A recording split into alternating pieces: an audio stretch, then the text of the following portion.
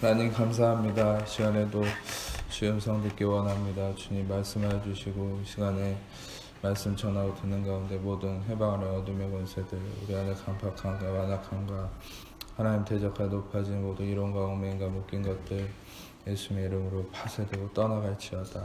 우리 성령님만 이곳에 환영하고 초청하고 모셔드리고 인정하고 의지하오니 영광으로 임하시고 다스리시고 충만케 하시며 주의 나라가 임하주시고 뜻이 하늘에서 이루어진 것 같이 땅에서도 이루어지며 주께서 예비하신 각 심령 안에 30배, 60배, 100배의 차고 넘치는 열매 가득하도록 이 시간 주장하시고 영광받아 주옵소서. 오직 빛과 구원 되신 예수님의 그 이름만 드러나고 증거되고 나타나기 원하오니 예수님 홀로 영광 받으시고 찬양 받으시며 우리의 삶에 그 구원의 능력을 이루시고 놀랍게 역사해 주옵소서. 오직 예수님만 이 시간에 드러나고 계시되며 나타나시기 원하오니 예수님 홀로 영광 받으시고 찬양 받아 주옵소서. 예수님만이 우리 모든 것의 중심이 되심을 고백하며 예수님을 이곳에 환영하고 초청하고 모셔드리며 예수님 우리를 다스리시고 주장하시고 역사해 주옵소서. 예수님만을 찬양합니다. 높여드리며 의지합니다. 주님 홀로 영광 받아 주옵소서. 감사합니다. 모든 영광을 예수님께만 올려드리며 예수님 홀로 영광 받아 주옵소서. 감사합니다. 감사합니다. 모든 영광 예수님께 올려드리며 주님 감사합니다. 찬양합니다. 예수님만을 높여드립니다. 감사합니다. 주님 찬양합니다. 모든 영광 주님 홀로 받으심을 믿고 감사드리며 우리를 사랑하시는 예수님 이름으로 기도합니다.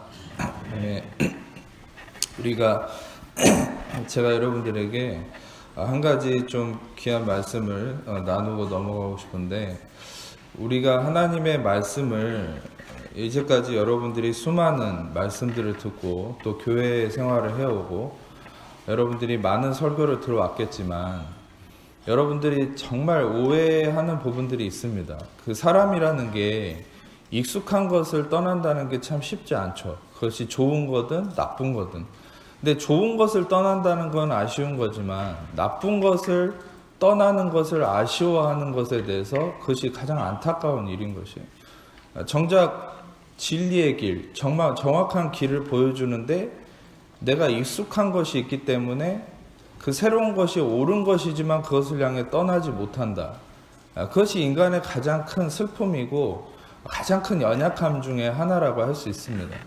제가 이런 말씀을 드리는 이유는 여러분이 수많은 설교와 말씀에 익숙해져 있었고 특별히 인간의 행함을 중심으로 지적하는 설교들에 많이 익숙해져 있으시겠지만 제가 누누이 말씀드리는 실상 이런 은혜 복음이라는 은혜 진리라는 것이 어떤 의미냐면 여러분 저는 가장 가슴 아픈 게 실상 이 은혜 복음을 받아들이지 않는 게 가슴 아픈 게 아니고 저는 하나님의 마음으로 말씀드리면 은혜 복음이 가볍게 치부되는 게 너무 싫고 가슴 아픈 거. 그게 뭐냐면 어떤 한 설교의 한 종류라고 생각하거나 또는 이재방 목사가 어떤 은혜 복음이라는 하나의 영역을 배워왔다라고 생각하는 게 저는 가장 가슴 아픈 거예요. 이것이 왜 가슴 아프고 잘못된 얘기냐면 여러분 생각해 보세요. 여러분들이 교회사, 이 교회 역사를 살펴봅시다. 여러분들이 처음에 예수님을 통해서 제자들이 전했던 복음이 뭡니까? 부활을 전했습니다. 사도행전을 보면 제자들은 가는 곳마다 예수님의 부활을 전했죠. 그 예수님의 부활하심을 전했던 이 스데반이 순교를 당하는 상황에서 누가 있었습니까?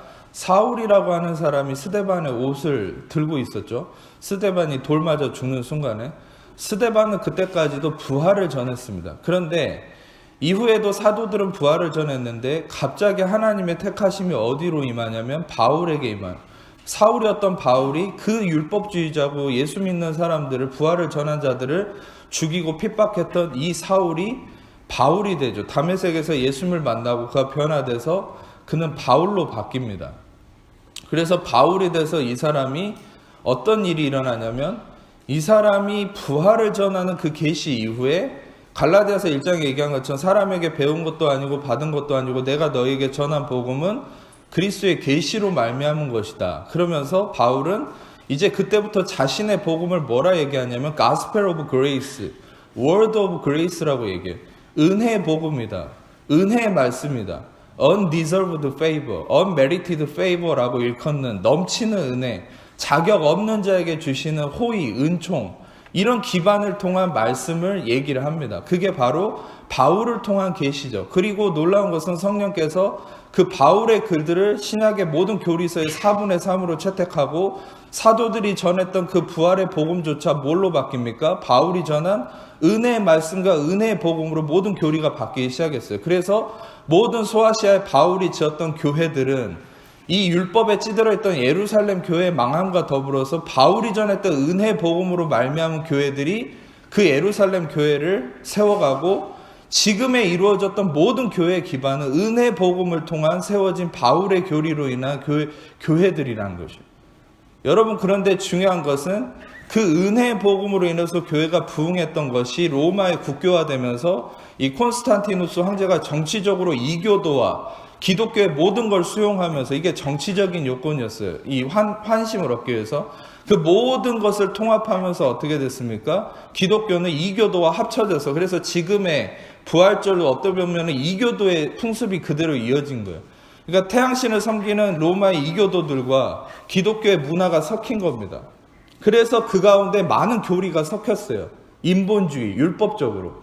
기존에는 이 하나님 중심, 그리스도가 중심된 은혜의 복음, 완전한 예수가 중심된 은혜의 복음이 모든 교회의 교리였는데, 그것이 국교화되고 정치화되면서 이제는 느긋해지고 핍박이 없어지니까 이제는 사람과 타협하는 거예요. 그러니까 어떻게 됩니까? 그 교리가 변질돼서 로마 카톨릭이 생기고, 결국에는 뼈저린 율법적인, 인간 중심적인, 겉에 보여지는 화려함, 그런 것에 취해가면서 교회가 변질됐죠.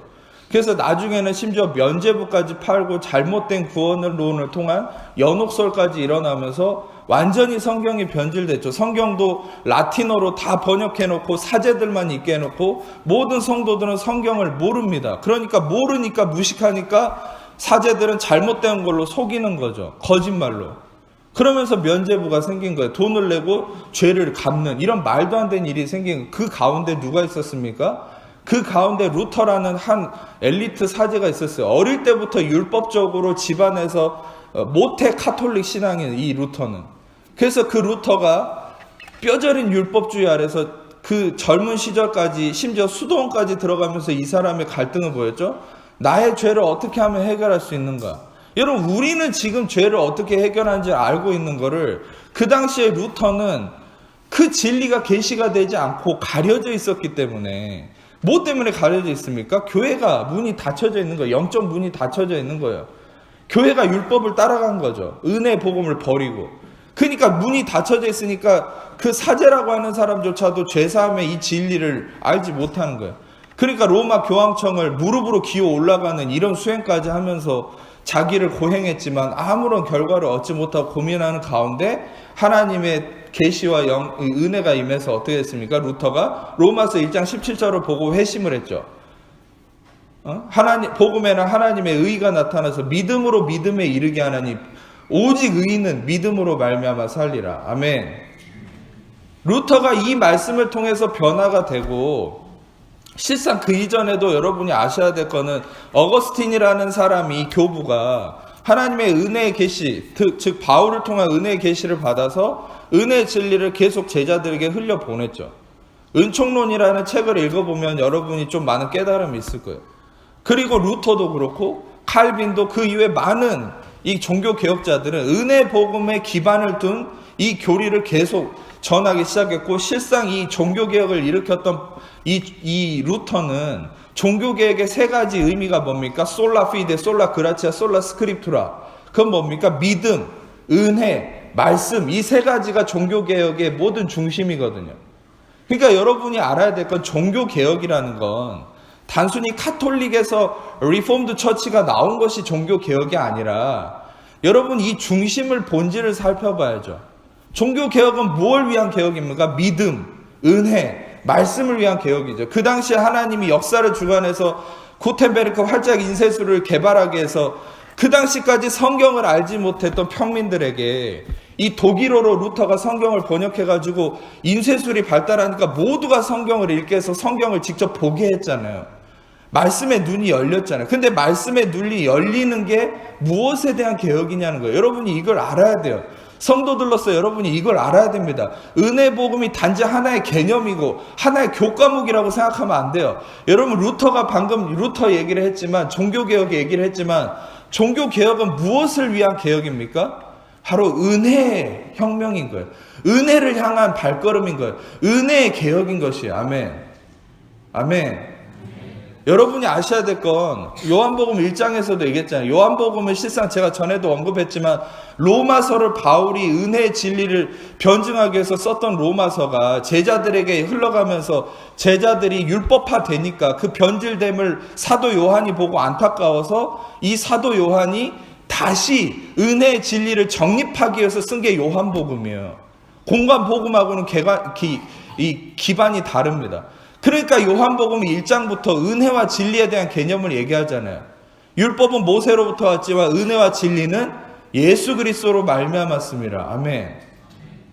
여러분 중요한 것은 여러분이 듣고 있는 이 은혜의 진리는 하나의 개념이 아니에요.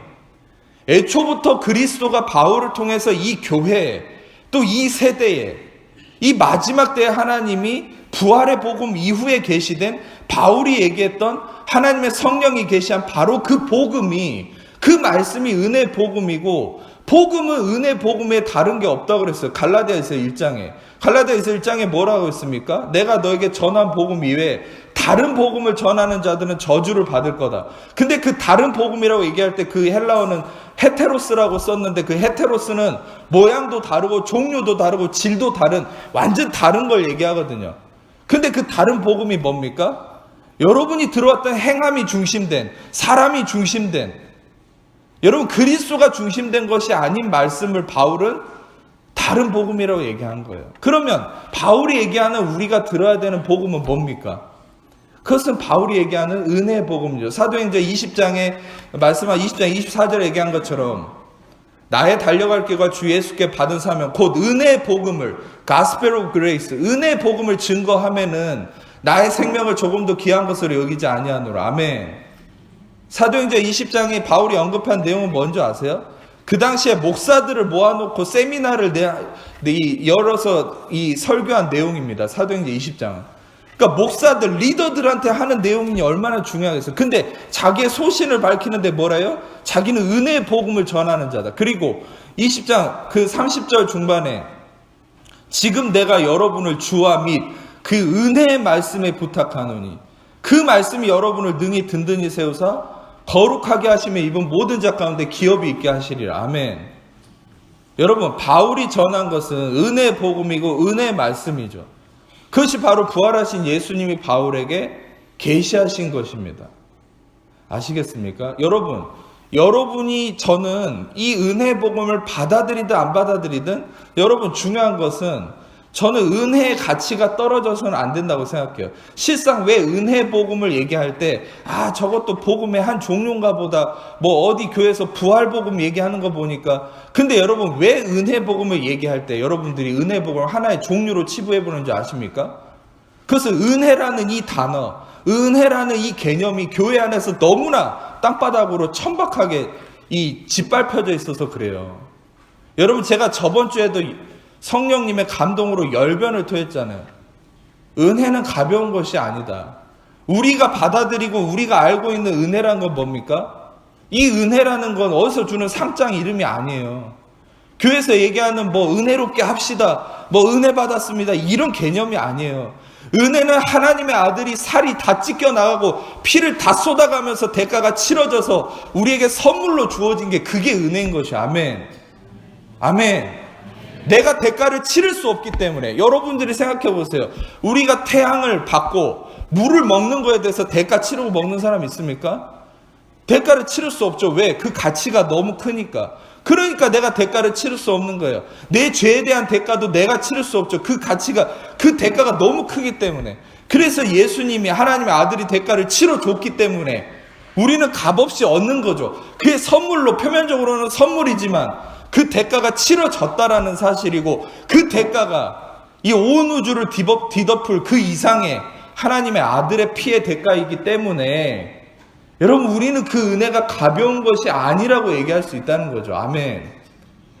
그런데 여러분, 은혜 복음이라 얘기하는데 은혜 복음을 하나의 그냥 설교의 한 종류처럼 생각한다는 건 이건 말도 안 되는 거죠. 여러분들이 들어야 될 복음, 여러분들이 들었어야 될 말씀이 바로 은혜의 말씀이고 은혜 복음이고, 이게 바로 교회사의 흘러온 흐름이며, 아멘? 여러분, 이게 바로 예수 그리스도가 원했던 흐름으로 다시 찾아가는 것일 뿐이지, 저라는 이재방이가 훌륭해서 하나의 은혜라는 과목을 가르치는 게 아니란 말입니다. 저는 껍데기일 뿐이고, 저는 여러분 그냥 통로일 뿐이에요. 저는 이 은혜의 말씀이 저라는 질그릇에 담겨져서 흘러가는 것에 황송할 따름이에요. 바울이 얘기한 것처럼. 여러분 이 은혜의 말씀을 오해하지 않기를 축복합니다. 이재방이가 전하는 트레이드 마크가 아닙니다. 이것은 바울로부터 전했던 거고, 이것은 부활하신 예수 그리스도가 계시하신 바로 그 복음이 은혜의 복음이며, 이 은혜의 복음은 예수 그리스도가 중심된 말씀이고, 이 예수 그리스도가 중심된 말씀은 사도행전 13장에 38, 39절에 바울이 사도행전 이고니온에서 전도했던 그 설교의 중심 내용, 바로 예수 그리스도의 이름으로 죄사함을 받고 율법으로는 의롭다함을 얻지 못했던 모든 일에 바로 예수의 이름으로만 의롭다함을 얻는 것, 바로 그것이 은혜의 복음인 것이에요. 아멘. 이 은혜의 복음, 예수의 이름으로 죄사함 받음과 그분을 통한 의롭다함을 얻는 이것을 전한 것 이외에는 여러분 그 무엇도 사람이 중심되는 거예요. 그러니까 죄사함을 얘기하지만 사람의 행위를 강조하고 내가 무엇을 해야 된다 생각하고, 여러분 제가 누누이 얘기하지만 사람의 행함은 결과물이에요. 여러분이 예수 그리스도의 진리와 그분이 씨뿌림과 그분이 씨앗이 되시는 이 핵심적 복음을 들었을 때 여러분 그 진리가 쌓여 갈수록 그 진리가 내 안에서 일하기 시작하는 거예요. 아멘. 여러분 우리가 성경을 좀 찾아보겠습니다. 디도서, 이거 스크린에 없습니다. 디도서를 찾아보세요. 디도서 말씀 2장입니다. 2장 11절부터 14절까지 찾으신 분들만 그냥 같이 읽겠습니다. 디도서 2장 11절부터 14절까지 시작. 모든 사람에게 구원을 주시는 하나님의 은혜가 나타나 우리를 양육하시되 경건하지 않은 것과 이 세상 정욕을 다 버리고 신중함과 의로움과 경건함으로 이 세상에 살고 복스러운 소망과 우리의 크신 하나님 구주 예수 그리스도의 영광이 나타나심을 기다리게 하셨으니 그가 우리를 대신하여 자신을 주심은 모든 불법에서 우리를 속량하시고 우리를 깨끗하게 하사 선한 일을 열심히 하는 자기 백성이 되게 하려 하심이라. 여러분 이 디도서 2장 11절 12절에 명확하게 뭐라 얘기합니까? 모든 사람에게 구원을 주시는 하나님의 은혜가 나타나. 여러분 은혜가 성경의 모든 곳에 은혜가 카리스 헤세드 은혜가 얘기를 하는데, 이게 이재방이가 전한 거라고 얘기하실 수 있습니까? 저는 성경 말씀을 있는 그대로 얘기해 줄 뿐이에요. 어떤 하나의 목사의 의견이라고 생각하지 않기를 원합니다. 아멘. 제가 이게 가슴 아픈 거예요. 안 받아들여도 상관없어요. 못 받아들이는 사람 어쩔 수 없습니다.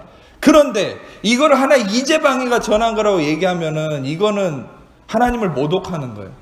이재방이가 전하는 게 아니에요. 저는 아무것도 아니에요. 저는 껍데기라니까요. 그냥 흘려보낼 뿐이에요. 그냥 이 말씀을 루터처럼 번역해서 성경을 보여주듯이 그냥 여러분들에게 눈을 열어서 보여줄 뿐이에요. 보세요. 눈을 열어서 보세요. 모든 사람에게 구원을 주시는 하나님의 은혜가 나타나. 이 은혜가 12절에 뭐라고 얘기합니까? 우리를 양육하시되, 사람이 양육하는 게 아니라, 사람이 가르치는 게 아니라, 사람이 이렇게 바꾸라 저렇게 바꾸라 훈계하는 게 아니라 이 은혜가 우리를 양육한다. 근데 은혜가 나를 양육하는데 어떻게 한다는 거예요? 경건하지 않은 것과 이 세상 정욕을 다 버리고 신중함과 의로움과 경건함으로 이 세상을 살고 그 이외 쭉. 여러분 바로 은혜가 우리를 가르치고 양육하고 의로움으로 인도한다라고 성경은 명확하게 얘기합니다. 아멘. 여러분 그러면 우리가 그렇게 생각해야죠. 내가 의롭게 살지 못하고 교회가 의롭지 못하고 잘못된 모습이 있다면 그것은 목사 탓을 하고, 목사 탓이 아니라 그것은 나를 탓하고 그게 아니라 온전한 은혜가 전해지지 않은 것이 문제인 거 아닙니까? 아멘. 여러분이 온전한 은혜, 가격한 은혜, 있는 그대로 그리스도가 계시하셨던 바울을 통해 흘러왔던 완전한 그 은혜의 복음을 전할수록 이 은혜가 바로 성도들을, 은혜가 바로 나를 양육해서 나를 올바른 길로 인도한다는 사실이에요. 아멘. 그러면 여기 계신 분들이든 이 말씀을 듣는 사람이든 알아야 될 것은, 우리가 전할 것은 한 가지인 거예요. 완전한 은혜인 것이에요. Gospel of Grace인 거예요. 아멘. Unmerited favor, undeserved favor. 자격 없는 자에게 주시는 호의, 넘치는 은혜. 이것을 전할 때 그 은혜가 일해야 되는데, 많은 목사들은, 설교자들은 어떻게 왔습니까? 자기가 인간을 바꾸고, 자기가 인간을 가르치고, 자기의 인본주의적 어떤 신학적 교리를 가지고 자기가 성도들을 바꾸려고 해왔다는 거예요. 여러분, 그것이 아니라는 거죠. 성경은 그렇게 해왔기 때문에 잘못된 복음이 흘러와서 교회들이 능력을 잃어간 거예요.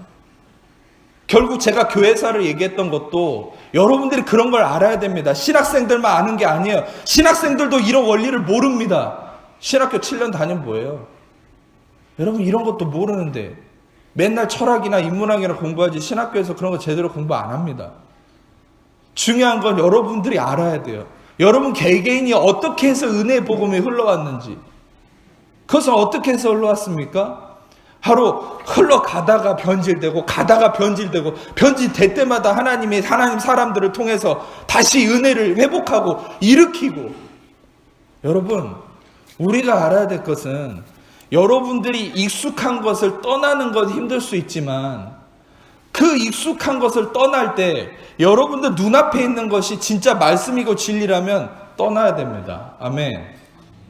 그래서 이 안타까운 저만의 제 인간적 심정이 아니에요. 히브리서 기자였던 바울도 그렇고, 여러분, 바울이 서신서에게 유대인들에게 얼마나 애가 타게 얘기합니까? 너희들이 있어야 될 곳은 신의 산이 아니다.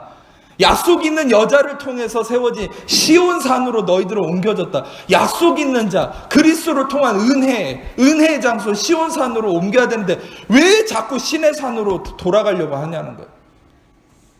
여러분, 여러분들의 위치는 신의 산이 아닙니다. 아멘. 여러분 시온산으로 옮겨졌어요. 그리스도의 핏값으로. 여러분 하나님의 자녀가 됐어요. 갈라디아 교인들처럼 다시 율법으로 돌아가려고 하지 마세요.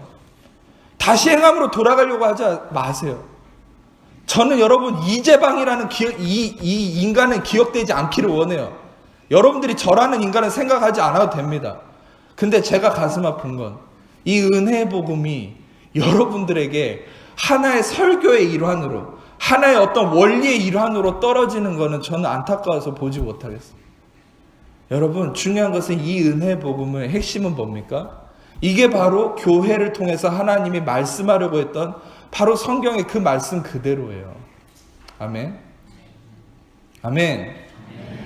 그래서 여러분들이 이 배경 지식을 가지고 이 말씀을 들어야지, 이재방 목사는 정말 뭔가 특별한 걸 전한다. 근데 들어보니까 저 말씀이 좀 괜찮네. 나는 저거 괜찮아. 그리고 취하다가 다른 또 설교 듣고, 다른 행함을 중심으로 하는 설교 듣고, 저것도 좋아. 그게 아니에요. 여러분, 제가 다시 한번 말씀드리면 루터의 종교 개혁은 은혜의 개혁이었습니다. 은혜의 개혁. 아시겠습니까? 지금 전 세계적으로 그레이스 레볼루션이 일어나고 예수님 오실 때가 얼마 안 남았기 때문에 하나님 마지막 때 은혜의 복음을 일으켜서 이 은혜의 복음, 이 얘기만 하고 마칠게요. 은혜의 복음을 여러분 왜 하나님이 일으키는 줄 아세요? 인간이 행함이 기반된 인간의 경건성을 기반으로 하는 복음은요, 유대인들을 바꿀 수가 없어요. 마지막 때는 유대인들이 복음을 받아들여서 예수님이 오시게 됩니다. 그게 예루살렘으로 복음이 들어가서. 그런데 이 유대인들은 워낙 경건성이 기반되어 있기 때문에 기존에 지금 우리가 들었던 그런 기존의 어떤 교리들과 그런 걸로는 유대인들이 콧방귀 껴요. 그냥 자기들의 경건성에도 미치지 않기 때문에. 유대인들을 바꿀 수 있는 건 바로 부활하신 예수님이 바울을 통해 계시하셨던 바로 그 은혜의 복음만이 유대인들을 바꿀 수 있는 마지막 열쇠인 거예요.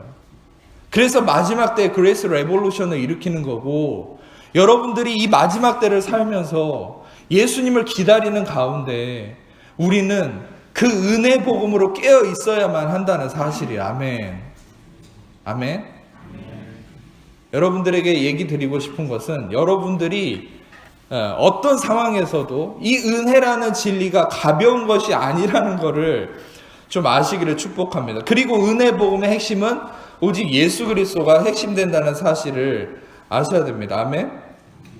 자, 다시 말씀으로 돌아가서 오늘 말씀을 이제 보겠습니다. 창세기 13장.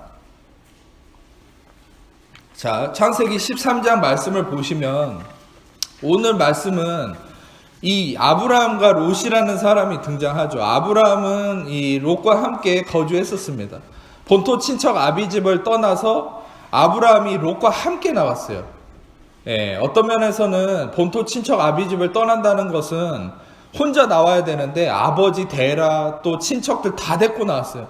그러니까 제가 누누이 말씀드렸지만 아브라함은 자신이 온전한 순종을 한 게 아니라고 그랬죠. 가다가 하란에서도 계속 많이 머물렀어요. 그러니까 그것도 불순종이고 가나안 도착해서 이집트로 빠진 것도 불순종이고 롯을 데리고 온 것도 불순종이고 다 불순종이에요. 근데 어떻게 우리가 아브라함이 순종했다 생각하고 아브라함이 믿음의 사람이라고 생각합니까? 그것은 아브라함의 순종이 온전해서가 아니라 하나님이 아브라함에게 믿음을 넣으시고 하나님이 그분의 믿음을 통해서 아브라함을 믿음의 사람으로 세우셨기 때문에, 즉 하나님의 믿음으로 아브라함이 믿음의 사람이 된 것이지 아브라함이 잘나서 믿음의 사람이 아닌 거예요. 아멘. 아멘. 이 말씀을 통해서도 여러분이 깨달을 바가 참 많습니다. 그것은 우리는 우리의 믿음을 우리가 자꾸 개발하고 성숙하려고 하는데 아니에요. 우리는 늘 불순종합니다. 우리는 늘 넘어집니다. 그걸 정직하게 인정하세요. 그리고 믿음의 주요 또 온전하게 하시는 이인 예수를 바라보십시오. 아멘. 그 하나님이 아브라함으로 하여금 믿게 하시고 믿음을 넣으시고 믿음의 기다림을 행하셨어요. 그러니까 아브라함 믿음의 사람이 된 거지, 아브라함이 실상 롯을 데리고 온 것도 믿음의 순종이 아니라니까요. 근데 롯을 데리고 나왔더니 어떤 일이 일어납니까? 이제는 결국 오늘 본문 같은 일이 일어난 거예요. 둘이 싸우는 겁니다. 이 재산이 늘어나니까. 하나님이 아브라함을 통해 축복을 주셨어요. 근데 재산이 늘어나니까 아브라함과 롯의 하인들이 싸우는 거예요. 그러니까 결국은 어떻게 돼요? 결국은 헤어지게 돼 있어요. 결국은 떠나게 돼 있어요. 그러니까 인간은요, 꼭 그런 시행착오를 겪죠. 그게 인간이에요. 예. 그러니까 결국은 떠나게 될 거를 데리고 나온 거죠. 근데 오늘 본문 말씀은 아브라함이 떠나긴 떠나는데 너랑 나랑 헤어져야 되겠다. 근데 떠나긴 떠나는데 나는 어디든 갈 테니까 너는 네가 원하는 대로 선택해라. 참 이게 아주 놀라운 영적 진리가 있지만 실은 저는 여기에 초점을 맞추기보다 여러분들에게 이제 오늘 전하고 싶은 핵심적 의미는 지금부터 이제 펼쳐지는데, 이 롯에게 아브라함은 선택권을 줬습니다. 이것이 이제 스포트라이트가 이 롯에게 맞춰지는 거예요. 근데 이 롯이 이제 선택을 하는 기로에서 어떻게 행동을 합니까? 10절에 보십시오. 10절에 스크린으로 보세요. 읽지는 않겠습니다. 이에 롯이 눈을 들어서 요단 지역을 바라본즉. 자, 여러분 재밌는 것은 유독 이 롯이 바라본 지역이 요단이었다라는 게 특별한 사실이에요. 그러니까 여러분이 성경을 볼 수 있는 눈이 열리기를 저는 축복합니다. 아멘. 근데 재밌는 것은 왜 요단 지역을 바라봤다는 게 이게 특별한 거냐면, 이 요단이라는 이 말이 이 전절이나 그 전에 나오질 않아요. 딱 10절에서 처음 등장하고 있습니다. 이 장에서도. 그러니까 갑자기 롯이 눈을 들어 본 곳이 요단이다. 그러면 그 요단이라는 지명에 굉장히 의미가 있는 거예요. 전에도 얘기했지만 요단이라는 게 무슨 의미가 있다고 했습니까? 야라드와 댄이란 말이 합쳐져 있다고 그랬죠. 야라드는 내려간다는 얘기고 댄은 심판이라고 그러거든요. 그러니까 요르단이란 말은 이거는 심판으로 내려간다라는 말이거든요. 그러니까 중요한 것은 왜 굳이 롯은 요단을 바라봤냐는 거예요. 심판으로 내려가는 그 요단을 바라봤다. 이것에 의미가 있다는 거죠. 그리고 요단을 바라봤는데 어떤 상황입니까? 소알까지 온 땅에 물이 넉넉해서 여호와께서 소돔과 고모라를 멸하시기 전이었기 때문에 예, 어떤 모습이었다고 그랬죠? 여호와의 동산 같고. 자, 여기서 이 여호와의 동산 같다라는 이 말이 굉장히 중요한 포인트가 됩니다. 여호와의 동산이라는 건 에덴 동산을 의미하는데, 여러분 이 창세기의 기자가 여기다가 이 성령이 그 기자를 통해서 여호와의 동산 같다라는 이 말을 첨가했을 때 이것은 굉장히 큰 진리를 내포하고 있는 거예요. 성령님이 얘기하고자 하시는 게, 그것은 무엇을 의미합니까? 인간의 갈망이죠. 여러분, 인간은 에덴 동산에서 죄 짓고 쫓겨났잖아요. 근데 인간은 여러분 아담 때부터 얼마나 여호와의 동산으로 돌아가고 싶었겠습니까? 그런데 이 롯도 이 요단을 바라봤는데, 문제는 그것에 대한 갈망이 뭐냐면 여호와의 동산으로 돌아가고자 하는 갈망이 있는 거예요. 여호와의 동산은 어떤 것입니까? 인간의 의로움이 그리스도를 통해 확정되어 있는 것이죠. 하나님의 선함을 누리던 곳이죠. 그 은혜가 넘치는 곳이죠. 그것을 갈망하는 거예요, 인간은. 그런데 문제는 여호와의 동산을 갈망하는데, 하나님의 의와 영광과 은혜를 갈망하는데 눈은 어디를 보고 있습니까? 요단을 보고 있죠. 눈은 심판으로 내려가는 그 요단을 바라보는 거예요.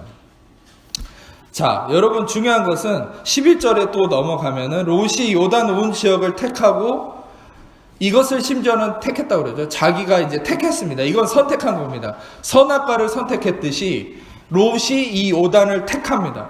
그래서 동으로 옮겼다. 그리고 떠났다. 이렇게 얘기하죠. 여러분, 자, 이제 흐름을 따라서 말씀을 드리겠습니다. 처음에 롯이 눈을 들어서 요단을 봅니다. 마음은 어떤 마음이죠? 에덴을 회복하고 싶은, 하나님의 은혜와 의를 회복하고자 하는 소망과 갈망을 가지고 요단을 봅니다. 근데 요단을 보면서 그곳을 택하고 났더니 어떻게 행동합니까? 동으로 옮깁니다. 동으로. 예. 자, 11절을 보면은 롯이 요단 온 지역을 택한 다음에 동으로 옮기고 떠났다. 이것이 여러분, 이제 지금부터 아주 귀중한 진리를 말씀드릴 테니까 귀 기울여서 잘 들어보세요. 요단을 택한 게 단순한 어떤 우연이 아니라는 것이 이제 지금부터 이어지는데, 단순한 어떤 그냥 선택이 아니라는 거죠. 왜냐하면 요단을 택했다는 건 어떤 심판으로 내려감을 택했다는 건데, 그것을 택하자마자 이 롯은 어디로 향합니까? 동으로 향합니다. 성경에서 동쪽이라는 것은 굉장히 한 가지의 중요한 의미가 있습니다. 동쪽이라는 것. 자, 우리가 창세기 3장 24절 스크린을 보겠습니다. 시작. 이같이 하나님이 그 사람을, 같이 읽겠습니다. 이같이 하나님이 그 사람을 쫓아내시고 에덴 동산 동쪽의 그룹들과 두루 생명나무의 길을 지키게 하셨다. 하나님이 사람의 죄짓고 쫓아내버리시고, 이들이 어디로 쫓겨난 거예요? 에덴 동쪽으로 그러니까 동쪽에다가 그룹들과 불칼을 두어서, 화염검을 두어서 못 들어오게 한 거죠. 그러니까 인간이 쫓겨난 것은 어디입니까? 에덴 동쪽이죠. 자, 창세기 4장 16절 읽겠습니다. 가인이 여호와의 앞을 떠나서 에덴 동쪽 노 땅에 거주하던, 죄 지은 이 가인이 어디를 도망갑니까? 동쪽으로 도망가요. 여러분, 동쪽이 성경에서는 공통적 의미가 있는데, 동쪽은 뭘 의미하냐면 하나님과 멀어지는 장소예요. 그러니까 즉 하나님을 떠나가는, 하나님과 멀어져가는 위치가 동쪽입니다. 자, 다시 우리가 창세기 13장으로 돌아가세요. 창세기 13장 11절. 롯이 요단 온 지역을 택하고 나서 동으로 옮기니. 자, 여러분, 심판으로 내려감을 자기가 보고 그 다음에 어떻게 됩니까? 하나님과 멀어지는, 그 다음부터 하나님과 멀어지죠. 멀어지고 나서 여러분 결국은 12절을 보면은 롯이 어디에 정착합니까? 롯이 12절에 소돔에 정착하죠. 이 소돔은 이름 자체가 그래요. 이름 자체가 이 어떤 의미냐면 불타는, burning이라는 말입니다. 이 burning은 심판의 의미거든요. 심판의 자리로 가는 거예요, 결국. 그러니까 이 소돔으로 갔는데 13절에 아주 친절하게 또 의미를 얘기해 주죠. 이 소돔이 어떤 곳입니까? 13절에 소돔은 요 앞에 악하고 큰 죄인이다. 결국 여러분, 그런데 여러분이 잘 알아야 될 것은 롯은 의인이에요. 아브라함만 의인이 아니라 창세기를 보면 하나님이 롯을 의인으로 지정하십니다. 여러분, 자, 지금부터 잘 들으세요. 의인이라고 성경에서 얘기하는 바는 인간의 행함을 기반으로 삼지 않습니다. 성경에서 얘기하는 의인은 하나님의 택하심의 영역이에요. 아멘. 여러분이 그리스도를 통해 의인됨도 택하심입니다. 아멘. 창세기도 여러분 율법을 잘 지키고 하나님과 뭘 인간이 잘해서 의인이라고 얘기하지 않아요. 의인은 하나님이 택한 자를 의인이라고 그래요. 근데 롯을 성경은 의인이라고 얘기해요. 행실은 전혀 의인이 아니거든요. 어떤 면에서는. 근데 롯을 성경에서 하나님은 의인으로 택합니다. 그래서 의인으로 얘기하는데 이 의인이 어떻게 행합니까? 그러니까 이것이 이제 성도들의 어떤 지침이 되는 말씀일 수 있어요. 의인이지만 갈라디아 교회처럼 조심해야 되는 부분이 있다는 것이에요. 그것은 뭡니까? 이 의인 롯이 요단을 보기 시작하고 보니까 요단을 보는 게 잘못이에요. 요단을 보고 그 다음에 동쪽으로 옮겨서 그 다음에 소돔에 이르렀다. 결국 인간이 이 요단을 택하는 순간 어떻게 됩니까? 하나님과 멀어지고 심판을 받고 죄악에 갇히게 된다. 이 수순을 밟는 것이죠. 여러분, 그러면 저는 지금부터 요단이라는 게 뭔지에 대해서 좀 더 설명을 하고 싶습니다. 왜 요단을 택한 것이 문제인가? 아까도 얘기했듯이 요단은 심판으로 내려간다는 얘기를 했죠. 전에도 설교 중에 한번 얘기했지만 여호수아와 언약궤를 맨 제사장들이 여호수아 백성들과 언약궤를 맨 제사장들이 요단강을 건널 때 그 요단강에 여호수아 백성들이 먼저 들어가지 않았죠. 그 야라드와 된 요단강, 심판으로 내려감을 의미하는 그 요단강에 언약궤를 맨 제사장들, 즉 예수 그리스도로 상징하는 그 본체가 먼저 요단에 들어갔고 그것을 통해서 길이 열려서 백성들이 평지로 걸을 수 있게 되었죠. 그리고 그 갈라짐은, 그 물길은 어디까지 이르렀습니까? 아담 성읍까지 이르렀다. 즉 아담의 저주에까지 예수 그리스도의 대속하심이 이르러서 모든 인류는 그 평지, 즉 구원의 길로 이를 수 있게 되었다. 아멘. 그래서 여러분들에게 전에 나눴던 것처럼 요단을 들어가는 것은 예수 그리스도가 가장 먼저 유일하게 들어갈 수 있는 길이 바로 요단을 들어갈 수 있는 예수 그리스도다라는 것을 말씀드렸죠.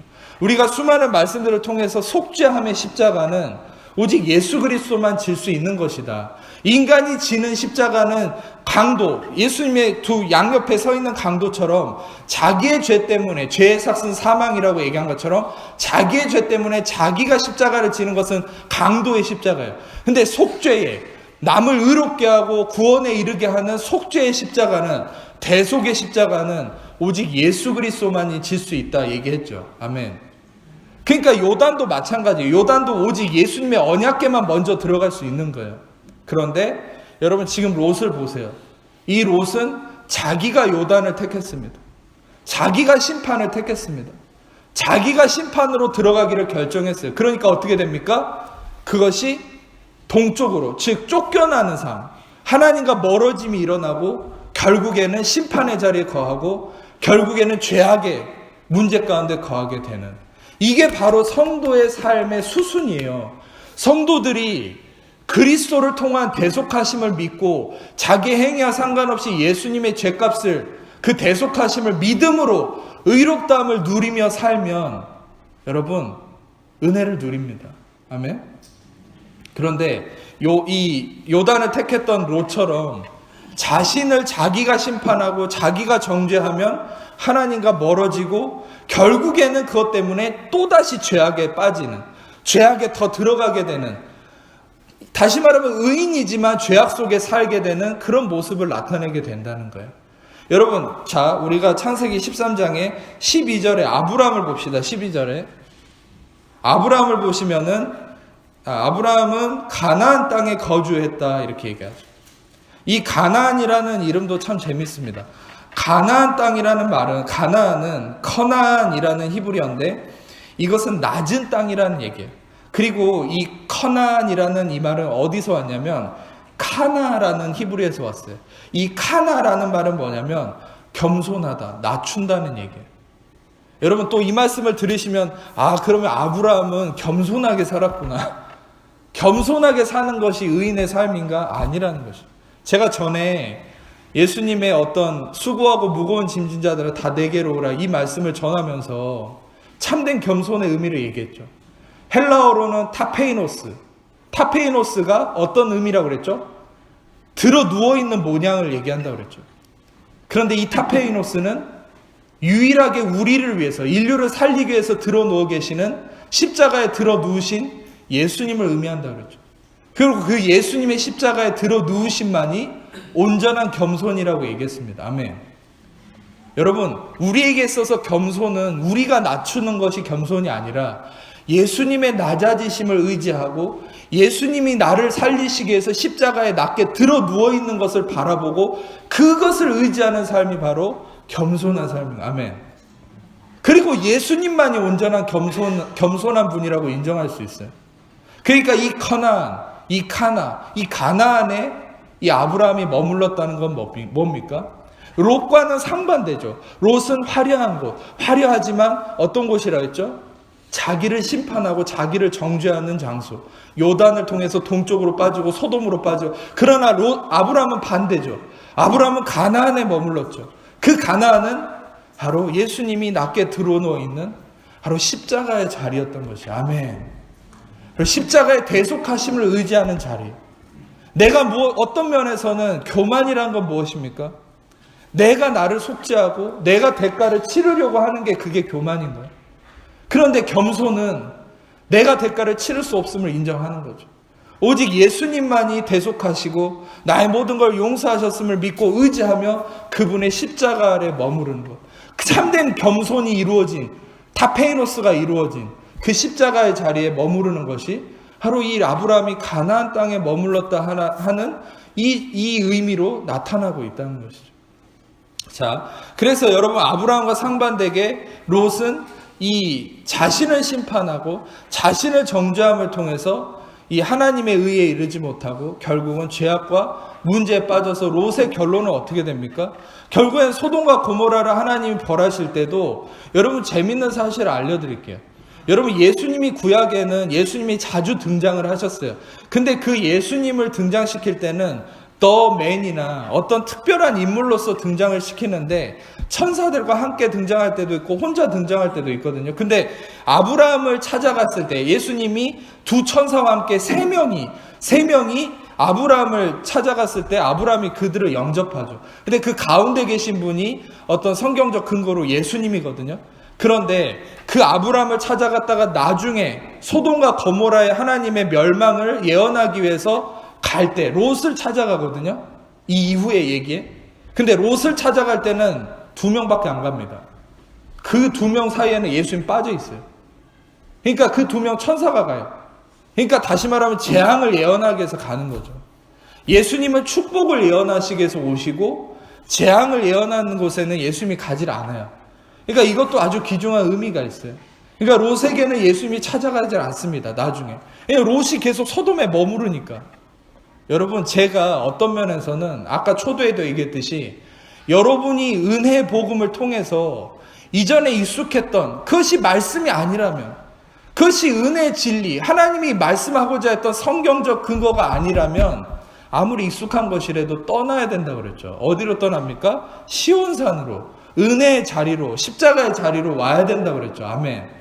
근데 롯은 계속 소돔에 머물렀다니까요. 심지어는 소돔 나중에 성문에 앉아있어요. 그러니까 소돔에 어디에까지 앉아있냐면 가장 높은 자리까지 올라갔어요. 롯이. 의인인데 계속 그 죄악의 자리에 앉아있는. 근데 여러분, 저는 이것을 오해하지 마세요. 어떤 죄를 짓고 안 짓고 죄의 문제 가운데 빠져있는 걸 정죄하려고 하는 얘기 아니에요. 그 뿌리가 뭐가 잘못된 건지를 얘기하려고 하는 거예요. 롯이 왜 깨닫지 못하고 계속 소돔에 머물렀겠습니까? 그는 여전히 요단을 택했다는 그 마음에 매여 있는 거예요. 여전히 자기를 심판하는 자리에 있는 거죠. 여러분, 많은 성도들이 마찬가지예요. 인간의 육신이라는 건 그렇습니다. 대속함을 받아들이지 않는 게 육신의 속성이에요. 여러분, 갈라디아서 3장 12절의 말씀처럼 율법은 믿음에서 난 것이 아니라고 얘기하죠. 여러분, 율법은 믿음에서 난 것이 아니니 율법을 행하는 자는 그 가운데서 살리라. 만약에 여러분들이 좀 충격적인 말씀을 드리자면 여러분들이 행함을 의지하고 나의 행동을 의지해서 살잖아요. 그럼 여러분들은 아무리 그리스도 안에 있다 해도 그 행함으로 정죄받고 판단받게 돼 있습니다. 그게 성경이에요. 왜냐 갈라디아서 3장 12절에 분명히 그렇게 얘기했거든요. 율법은 믿음에서 난 것이 아니니 율법 아래서 행하는 자는 율법을 의지하는 자는 그 아래서 행해야 된다. 여러분 다시 말하면 우리는 행함을 의지하느냐 그리스도를 의지하느냐 이것을 선택하는 건데 행함을 의지하는 삶은 늘 심판 아래 거하는 거예요. 늘 정죄함을 받는 거죠. 그리고 내 육신을 따라서 나를 또 정죄하는 삶을 사는 거예요. 즉 내가 나를 대속하는 삶을 사는 거예요. 내가 죄값을 치르려고 노력하는 삶을 사는 거죠. 여러분 이것이 가장 안타까운 삶인 거예요. 여러분 왜 예수 그리스도가 대속하시고 은혜를 주시고 그분이 죄값을 치르셨는데 여러분 내가 나를 정죄합니까? 오늘 좀 시간이 좀 갔지만 더 의미를 말씀드릴게요. 여러분 중요한 것은 여러분 우리는 이미 그리스도의 대가지불로 인해서 우리는 우리를 정죄할수록 우리가 예수님과 멀어진다는 사실을 아셔야 돼요. 아멘. 여러분 성경에서 율법의 행위라고 얘기하는 것이 뭔지 아세요? 단순히 계명을 지키는 것을 율법의 행위라고 얘기하지 않습니다. 율법의 행위라는 것은 그것은 내가 나의 죄를 대속하기 위한 노력, 나를 벌하고 나를 심판하는 것. 그래서 여러분 나를 정죄하는 게 제일 나쁜 거예요. 다시 한번 말씀드립니다. 성경적 의미로 나를 정죄하는 게 제일 나쁜 겁니다. 다시 한번 나를 정죄하는 게 제일 나쁜 겁니다. 아시겠습니까? 할렐루야. 그러면 어떤 분들은 이런 말을 하시겠죠. 아 목사님 그러면 나를 정죄하지 않으면 남한테 잘못하고서 그냥 입 싹 닫고 그냥 뻔뻔스럽게 살아도 된다 그런 얘기입니까? 라고 얘기하실 수 있는 분이 있을 수 있어서 야고보서 2장 8절에서 13절을 좀 같이 보겠습니다. 야고보서 2장 같이 한번 읽어보겠습니다. 시작. 너희가 만일 성경에 기록 8절에서 13절 야고보서 2장 시간 관계상 얼른 성경이 있으신 분들은 찾아보겠습니다. 야고보서 2장 8절에서 13절 스크린 보시면서 너희가 만일 성경에 기록된 대로 내 이웃 사랑하기를 내 몸과 같이 하라 하신 최고의 법을 지키면 잘하는 것이거니와 만일 너희가 사람을 차별하여 대하면 죄를 짓는 것이니 율법이 너희를 범법자로 정죄하리라. 누구든지 온 율법을 지키다가 그 하나를 범하면 모두 범한 자가 되나니 간음하지 말라 하시니가 또한 살인하지 말라 하셨은즉 내가 비록 간음하지 아니하여도 살인하며 율법을 범한 자가 되느니라. 너희는 자유율법대로 심판받을 자처럼 말도 하고 행하기도 하라. 긍휼을 행하지 않은 자에게는 긍휼 없는 심판이 있으리라. 긍휼은 심판을 이기고 자랑하느니라. 아멘. 여러분 이 야고보서가 굉장히 이 믿음을 통한 의로운 바울의 글과 대치된다고 얘기하는 사람들인데 잘못된 얘기입니다. 왜냐하면 여러분 야고보서의 핵심적 내용이 뭔지 아세요? 그게 바로 여기에요. 그러니까 야고보는 이미 믿음으로 의롭다함을 얻은 성도들이 삶에서 행함이 자기 마음대로 살고 막 그러니까 고린도 교인들처럼 그러니까 야고보는 어릴 때부터 율법에 뼈저린 그 교육을 받았던 사람이거든요. 율법에 정통한 사람이 예수님의 친동생이에요. 근데 이 야고보가 볼 땐 그게 아닌 것 같아요. 그러니까 성령이 야고보를 통해서 전하고자 하는 진리의 메시지가 있는데 그래서 야고보서가 그래서 쓰여진 거예요. 근데 이 야고보서의 핵심적 내용은 뭐냐면 이 바울의 복음과 대치되는 게 아니라 바울은 믿음으로 의롭다함을 얘기했는데 이 야고보서에서는 이 오해하기 쉽게 믿음은 행함으로 의롭다함을 얻는다 이런 얘기를 해놨잖아요. 근데 여러분이 오해하지 말아야 될 것은 야고보는 완전히 은혜의 진리 위에 있는 사람이에요. 그것은 뭐냐면 오늘 말씀에 근거가 있어요. 그리고 야고보서는 어떤 의미냐면 이미 믿음으로 의롭다함을 얻은 사람들이 인간관계 속에서 어떻게 해야 되는지를 지침을 주는 게 야고보서예요. 그러니까 여러분 그 의미를 잘 알고 해야지 이것이 또 다른 대치가 되는 진리다? 아니라는 거예요. 핵심적 내용이 바로 8절에서 13절이에요. 그러니까 지금 얘기하는 핵심적 내용은 뭡니까? 이웃 사랑하기를 얘기하면서 네가 사람을 차별하지 말아야 된다. 그 당시에 차별의 문제가 많이 나타났거든요. 그러니까 차별하지 말아야 된다 얘기하면서 너희가 율법 하나를 어기면 전체를 어기는 거 아니냐. 너희가 이거 하나도 지키지 못하면서 어떻게 율법을 지킨다고 하느냐. 그러면서 예루살렘 교회 율법을 신봉하는 자들에게도 얘기를 하는 거예요. 이 차별하지 말아라. 즉 인간관계에 대한 문제를 얘기하죠. 그런데 핵심은 어디 있습니까? 인간관계만 잘해라라고 얘기하는 게 아니라 12절을 보세요. 12절.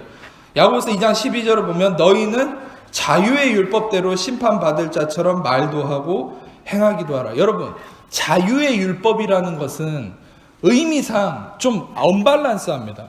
율법은 돌에 새긴, 우리를 죽게 하는 돌에 새긴 조문, 이런 말을 쓸 뿐이지 율법은 자유라는 말을 붙이진 않거든요. 근데 이것은 무슨 말입니까? 바로 law of liberty, 즉 이 생명의 성령의 법, 바로 예수님의 속죄함의 죄사함의 은혜의 복음을 바로 자유의 율법이라고 얘기하는 거예요.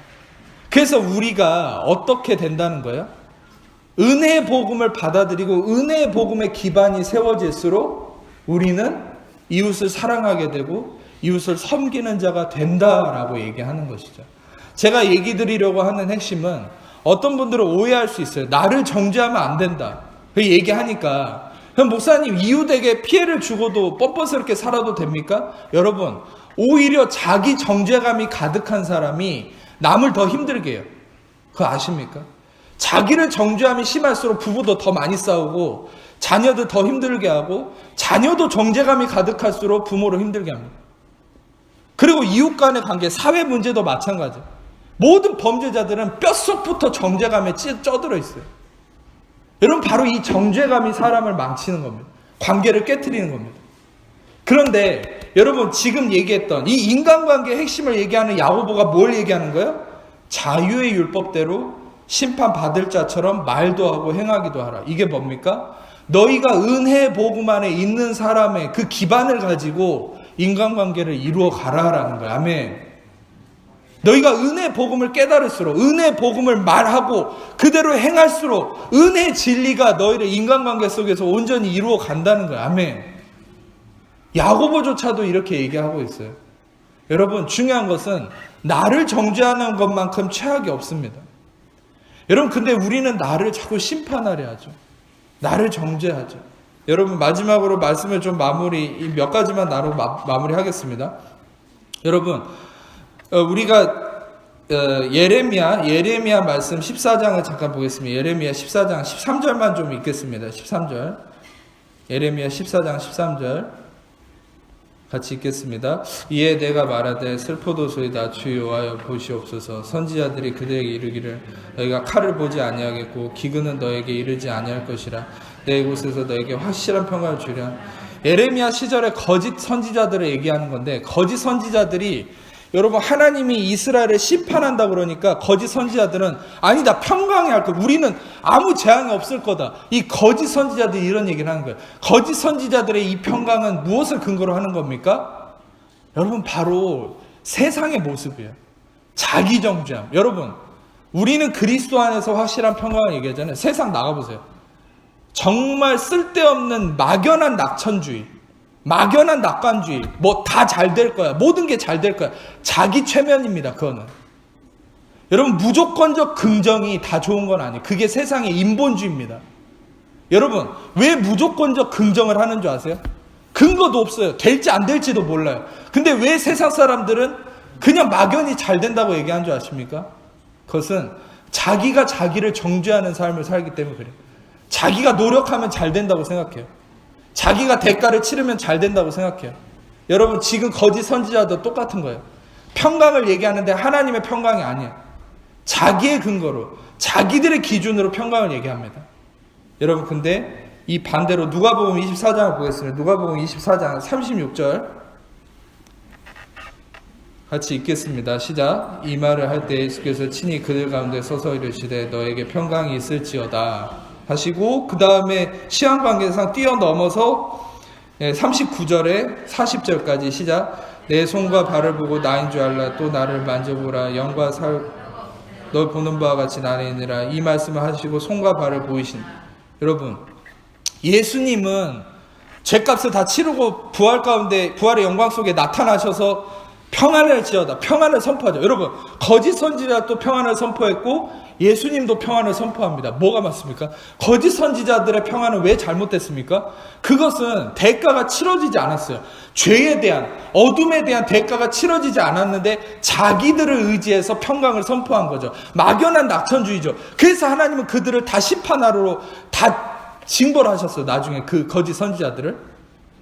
그러니까 결국은 자기를 의지해서 평강을 이루려고 하는 것은 결국 문제 가운데 빠지는 거예요. 근데 어떻게 됩니까? 예수님이 얘기한 평강은 다르죠. 예수님이 얘기한 평강은 무엇을 근거로 합니까? 구멍 뚫린 손과 발이죠. 할렐루야. 예수님은 평강을 선포하면서 자신의 창자국과 구멍 뚫린 손과 발을 보여줘. 그게 뭡니까? 너의 모든 죄에 대한 대가는 내가 치렀다는 거예요. 로마서 6장 23절입니다. 로마서 6장 23절 시작. 죄의 삭은 사망이요 하나님의 은사는 그리스도 예수 우리 주 안에 있는 영생이라. 모든 사람은 죄 때문에 죽어야 돼. 근데 여러분, 이 죽음을 보지 않고 평강하다고 얘기하는 것만큼 교만이 없어요. 그러면 인간이 죽어야 되잖아요. 근데 예수님이 대신 죽으신 거예요. 할렐루야. 그래서 예수님이 얘기하는 평강만이 가장 확실한 평강인 것이죠. 아멘. 갈라디아 3장 13절에서 14절을 읽고 이제 마무리하겠습니다. 갈라디아 3장 13절에서 14절 시작. 그리스도께서 우리하여 저주를 받은 바 되사 율법의 저주에서 우리를 속량하셨으니 기록된 바 나무에 달린 자마다 저주 아래 있는 자라 하였습니다. 이는 그리스도 예수 안에서 아브라함의 복이 이방에게 미치게 하고 또 우리로 하여금 믿음으로 말미암아 성령의 약속을 받게 하라. 여러분, 우리가 그리스도의 대속하심, 그리스도의 저주받으심, 나를 대신함이 있기 때문에 우리는 확실한 평강을 얘기할 수 있는 거예요. 아멘. 그래서 여러분, 이 세상에서 유일하게 확실한 소망, 이건 확실한 소망 엘피스라고 그랬죠. 확실한 평강, 확실한 진리, 그 모든 것들을 얘기할 수 있는 곳은 교회밖에 없습니다. 할렐루야. 왜입니까? 교회가 잘나섭니까? 교회가 뭐 교리적으로 완벽해서? 아니요. 교회도요, 아주 시시껄렁하고 문제 많은 인간들만 모인 게 교회예요. 저도 문제 많고 여러분도 그렇잖아요. 저만 문제 많습니까? 할렐루야. 그런데 여러분, 우리 모두는 다 허물 많고 연약함이 있죠. 그런데 그 교회가 왜 이 세상의 유일한 구원이며 이 교회가 왜 능력이 있으며 이 교회에서 얘기하는 평안만이 진정한 평안입니까? 그것은 이 교회만이 예수님의 구멍 뚫린 손과 발과 창자국이 계시된 곳이기 때문에 그렇다는 사실이. 아멘. 세상에는, 여러분, 소돔에는, 여러분, 요단에는, 동쪽에는 예수님의 구멍 뚫린 손과 발이 없어요. 인간이 자기를 심판하기 위해서 엘리야와 대적했던 아세라와 바알 선지자들을 보세요. 신이 응답을 안 하니까 자기 살을 찢어가면서 피를 흘려가면서 신을 부르잖아요. 여러분, 이 세상이 그래요. 지금 여러분 어떤 면에서 그리스도인들도 그렇게 살고 있는지 몰라요. 하나님이 응답을 안 하니까 나를 자해하기 시작해요. 아니요. 예수님이 대가를 치르셨습니다. 아멘. 여러분 스스로를 정죄하지 마세요. 자해하지 마세요. 여러분에 대한 정죄감이 일어날수록 예수님이 나를 대신해서 저주받으시고 손과 발에 구멍이 뚫리고 피와 물을 다 쏟으시고 나를 위해 대가를 치르셔서 한 번의 속죄로 한 번의 심판으로 영원한 속죄를 이루셨음을 바라보고 믿으세요. 아멘. 그럴 때 여러분 안에 그 십자가의 은혜를 통한, 예수를 통한 참된 평안, 에이렌의 샬롬이 여러분 안에 임하기 시작하고 그 평강이 여러분들의 삶을 의의 열매로 인도하기 시작하는 거예요. 그런데 여러분, 우리의 삶에 자꾸 꼬이는 일이 뭔지 아세요? 나를 정죄하고 마음이 불안하고 두렵고 근심할수록 삶이 꼬이는 거예요. 왜입니까? 마귀가 그런 사람들한테 찾아와요. 자기를 정죄하는 자들을 찾아와요. 그래서 마귀는 더 집어넣습니다. 그러다 우울증, 정죄감, 잘못하면 나중에 자살까지 하죠. 심신이 미약해져. 왜? 자기를 정죄하니까. 여러분, 요즘에는요, 정신과 의사들도 그래요. 정죄하지 말라고.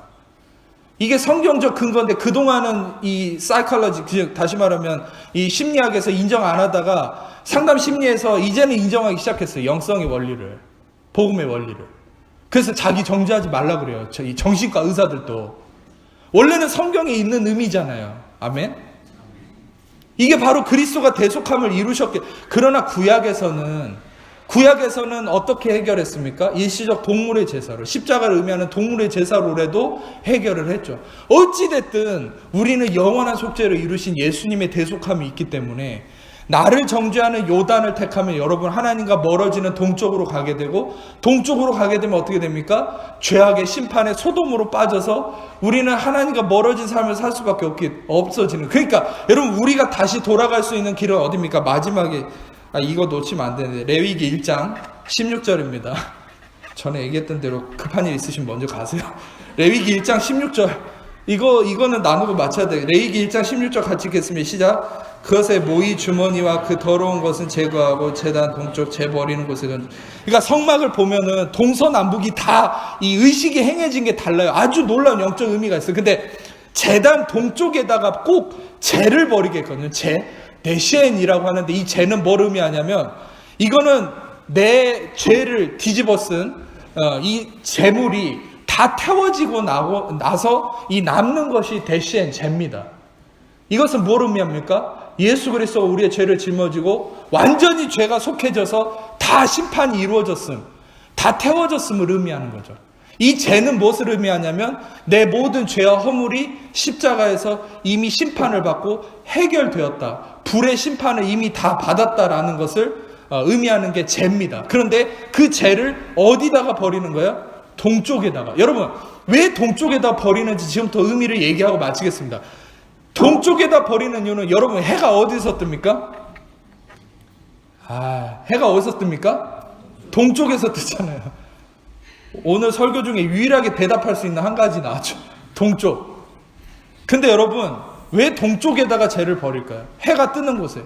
여러분 이 당시에도요 많은 사람들이 자기 죄책감을 가지고 재물을 가지고 죄를 사하기 위해서 나옵니다. 성막에서 재물에 자기 죄를 전가하고 재물이 죽임을 당하고 내 죄가 대속하심을 확인하고 평안을 얻고 돌아갑니다. 근데 집에 돌아가면 또 어떻습니까? 다시 정죄감이 생겨요. 어제 지었던 죄가 떠올라요. 자꾸 문제에 어떤 우울함이 생깁니다. 그러면 그 사람들이 성막으로 찾아와요. 근데 성막으로 찾아올 때 여러분 그날 가장 먼저 보이는 곳이 어디입니까? 동쪽이죠. 여러분 그 동쪽에서 해가 떠오를 때 무엇을 봅니까? 성막에 찾아온 사람들이 죄를 보는 거예요. 나의 모든 죄가 심판을 받았음을 보는 거예요. 어제 내가 죄를 심판받았지. 엊그제 내가 죄를 심판받았지. 내 죄가 이미 사함을 받았구나. 그 동쪽에서 죄를 보면서 마음의 평안을 얻는 거예요. 그래서 하나님께서 그것을 동쪽에 버리게 해서 모든 사람들이 그 하루의 첫날 그것을 확인하게 하는 거예요. 할렐루야. 이해가 되십니까? 여러분 하나님은 여러분들이 하루의 첫날 아침에 일어나자마자 모든 순간에 나의 죄가 대신 나의 모든 죄를 십자가에서 끌어안고 나의 과거, 현재, 미래 모든 허물과 죄를 끌어안고 불의 심판을 받고 죄가 되셔서 나를 모든 것에서 대속하신 그 예수 그리스도를 통해서 하나님은 참된 평안을 누리기를 원하십니다. 아멘. 마음에 근심과 염려가 있다면 그것은 아직 내가 대속함을 온전히 믿지 못하는 거예요. 여러분 우리는 모든 우리의 문제가 이미 십자가를 통해 대속함이 일어났음을 여러분이 바라보시고 믿어야 됩니다. 아멘. 그것이 여러분의 평안과 열매와 능력의 삶으로 인도하는 것이에요. 아멘. 여러분 오늘 이 말씀을 통하여서 더 이상 나를 정죄하는 것을 멈추고 그렇다 해서 남을 정죄하는 겁니까? 아니죠. 그리스도를 바라보세요. 구멍 뚫린 손과 발, 창자국, 예수님의 대속하심을 바라보세요. 그분을 통해 내 모든 문제가 해결되었음을 바라보세요. 그럴 때 여러분 안에 참된 안식을 통해 여러분 삶에 놀라운 열매가 이루어질 것을 믿습니다. 기도하겠습니다. 이 시간에 아픈 곳이 있는 분들은 아픈 곳에 손을 얹고 그 외에 다 가슴에 손을 얹겠습니다. 제가 여러분을 위해서 기도하겠습니다. 사랑해 주니 감사합니다. 이 시간에 손을 얹은 주의 백성들을 축복합니다. 우리의 모든 죄와 허물을 대속하고 모든 어떠한 것에도 정죄함이 없도록 우리를 자유케 하신 예수 그리스도, 이제 그리스도 예수하는 자에게는 결코 정죄함이 없나니 이는 생명의 성령의 법이 죄와 사망의 법에서 우리를 해방하였음이라 말씀하신 것처럼 이미 예수 그리스도의 대속하심으로 우리는 어떤 것도 우리를 정죄할 수 없으며 그 정죄함 가운데 어떤 질병과 문제도 우리에게 아무런 권세와 능력이 없음을 선포합니다. 이 시간에 죽으시고 부활하신 예수님의 이름으로 죽으시고 부활하신 예수님의 이름 명하는 한 자녀를 붙고 있는 모든 염려, 의심, 불안, 초조, 두려움, 삶의 문제, 질병, 고통, 마귀, 얽매임과 묶임과 모든 더러운 것들 하나님의 자녀들에게서 떠나갈지어다. 자유케 될지어다. 머리끝부터 발끝까지 이 시간에 예수의 보혈을 덮습니다. 영광으로 임하시옵소서. 자유케 하시고 충만케 하옵소서. 신경, 세포, 조직, 면역체계 예수의 이름으로 온전케 될지어다. 주님 감사합니다. 예수의 온전한 대속하심으로 모든 하나님의 자녀들 참된 평화로 인도하심을 믿습니다. 감사합니다. 주님 영광 받아 주옵소서. 모든 영광 주님께 올려드리며 우리를 사랑하시는 예수님이